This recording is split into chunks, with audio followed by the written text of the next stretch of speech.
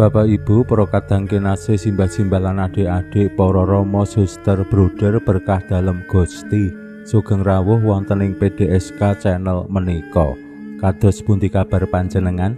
Mugi-mugi bagas kasarasan, kesehatan, kawilujengan tansah mengku kula panjenengan sami anggenipun kelampahi gesang ing dinten menika. Lan mugi-mugi lumantar panglimbang basa Jawi waosan Injil kula panjenengan sansaya saged nggayuh iman kapitadosan ingkang leres lan mantep. Langkung-langkung anggenipun kula panjenengan bangun paguyuban komunitas ingkang begja rahayu linambaran kapitadosan dumateng Allah ingkang Maha Kuwasa ingkang sampun kersa rawuh manjalma dados manungsa, lan kula panjenengan sami jejering manungsa lajeng saged wanuh tepung kalian Allah lumantar Gusti Yesus Kristus. Kula kinten wonten ing kitab suci Allah Kang Maha Kuwasa ingkang wiwit sakawit nitahaken bumi saisinipun lan tiang-tiang Israel kala semanten anggenipun pinanggih utawi tepung kalian Allah nggih lumantar tondo-tondo. Awit sing dadi keyakinan yen manungsa menika pinanggih langsung kalian Allah mesti mati lebur sirna. Awit Allah menika Maha Kuwasa, manungsa menika namung kados lebu. Wonten ing ngajenging Kang Maha Kuwasa temtu ora bisa apa-apa.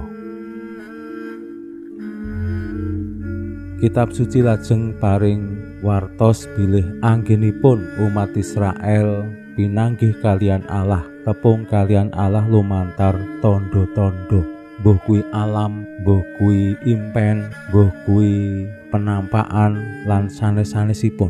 Ning ing jaman prajanjian anyar, Allah kersa rawuh ing alam donya lumantar Gusti Yesus Kristus, Allah Putra ingkang manjalma dados manungsa. Awit mbok menawi nggih anggenipun Allah maringaken karsa dalem marang manungsa, manungsa angel banget le nampa le paham.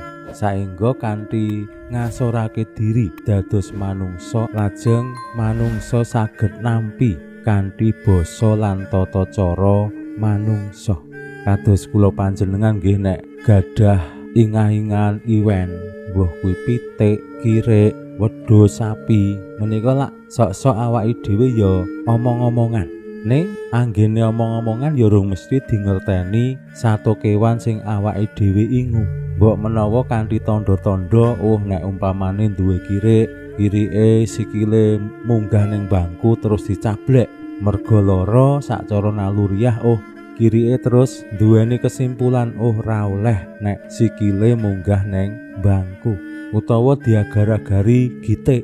Nah, sacara naluriah merasa terancam. Terus kesimpulane berarti ana sing salah utawa aku ra oleh tumindak sing ngono nek diagar-agari gitik lan sak panunggalane. Boten gampil yen boten sejajar. Mila kanthi Allah manjalma dados manungsa, Allah nyejajari umat manungsa kanthi ngasorake diri. Nah menika nggih saged dados kaca benggala tumraping kula panjenengan sami. Awake dhewe bisa dadi pepadha tumraping liyan yen awake dhewe ya gelem padha-padha, utawa dadi sesami karo wong liya ya yen awake dhewe gelem sama-sama. Ning nek awake dhewe wis ora gelem padha-padha, ora gelem bebarengan, nah awake dhewe wis ora bisa dadi pepadha utawi sesami. Waosan Injil dinten menika paring pitedah dumateng kula panjenengan sami. Kados pundi Gusti paring kekuatan marang para murid dalem bilih yen para murid menika tepung kalian Gusti Yesus, ya tepung kalian Allah. Awit Allah lan Gusti Yesus menika setunggal. Pramila monggo kita pirengaken sabda dalem Gusti ing dinten menika lan kita wiwiti kanthi sembahyang sawetawis. Konjo ing asma dalem Hyang Rama saha Hyang Putra tuwin Hyang Roh Suci. Amin. Suawi sami munjuk Gusti Yesus sabda dalem Hyang Rama ingkang sampun manjalma, mugi karsa ngandika dhateng kawula wonten ing asepen ing telenging manah kawula. KBKO kegiatan lan panglipur ingkang manjing ing sabda dalem kapenuwana kawula mawi ro ing kawicaksanan dalem. Mugi-mugi srana anggen kawula maos lan mirengaken sabda dalem, kawula sansaya nunggil ing sampeyan dalem. Amin. Waosan Injil kapetik saking Injil Yohanes bab 11 ayat 7 ngantos dumugi 11. Nalika samono Gusti Yesus ngandika marang para murid, saumpama kowe ngerti marang Aku, mesti ngerti marang Ramaku. Saiki kowe wis ngerti karo panjenengane lan wis weruh panjenengane. Filipus genti munjuk, Gusti, kula nyuwun keparenga sumerep Hyang Rama, temtu kula lajeng marem.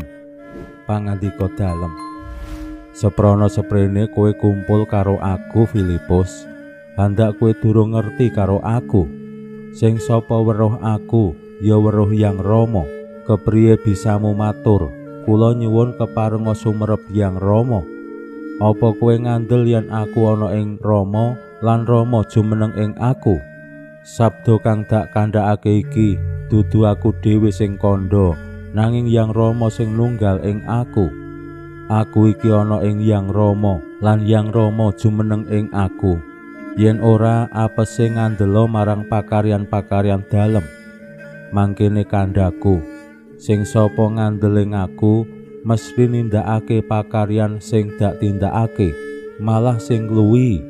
Awit Aku sowan Hyang Rama, lan apa wae sing kok suwun atas asmaku bakal dak leksanani, supaya Hyang Rama dimulyakno ing Hyang Putra.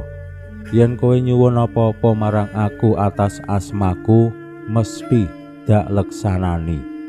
Makaten sabda dalem Gusti. Suawi sami munjuk Gusti, kawula munjuk sembah nuwun karana sabda dalem.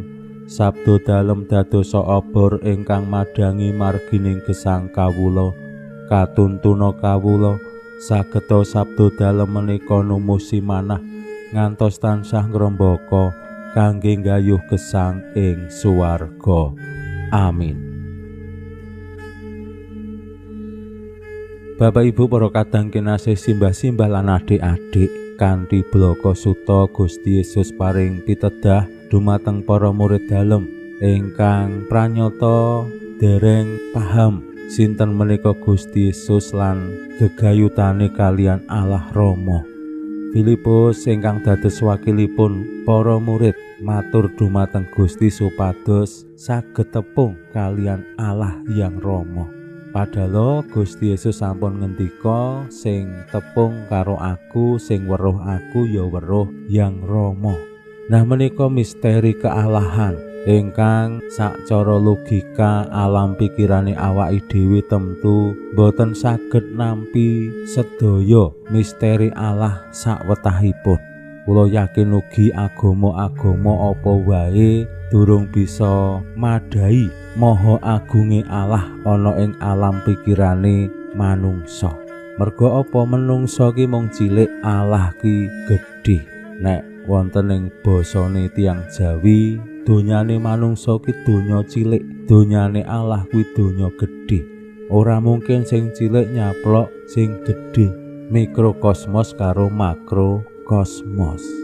Wong awake dhewe wae sak pinter-pintere awake dhewe, wawasane awake dhewe luas, pengetahuane moncer, ning tetep wae ana sing awake dhewe ora ngerteni.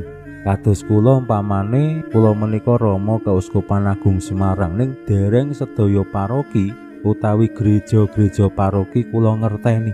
Wonten ing Ngayogyakarta menika tasih kathah gereja-gereja sing dereng kula kunjungi. Nah menika namung conto sederhana. Dereng malih dalan-dalan apa bapak ibu sing pinter, sing wawasane luas, sing mbok menawa wis tekan luar negeri bola bali, dalan-dalan ning Yojo wis kabeh diliwati, kula yakin durung. Nah menika cupeting alam pikiran manungsa yen wonten ing ngajenging Allah. Gusti Yesus paring pitedah dumateng para murid dalem, sing weruh aku ya weruh Yang Rama. Apese nek ora paham bab misteri kealahan ya pracaya ana ing pakaryan-pakaryan dalem Gusti sing ditindakake atas asmaning Allah. Mila pakaryan dalem Gusti menika tujuane kangge mulyakake asmaning Allah, termasuk awake dhewe yen nyambut gawe pelayanan pengabdian menika ya tujuan dasare kanggo mulyakake Allah. Yen awake dhewe menika wong-wong pitados, wong-wong beriman. Ning nek wong ateis ya nggo mulyakake diri pribadi. Pinuji Allah sakmenika sarta ing salami-laminipun. Salam sehat, salam bahagia, salam katentreman. Lan mugi-mugi lumantar panglimbang dinten menika kula panjenengan tansah jinangkung ing berkah dalem Gusti ingkang Maha Kuwasa, Hyang Rama saha Hyang Putra tuwin Hyang Roh Suci. Amin.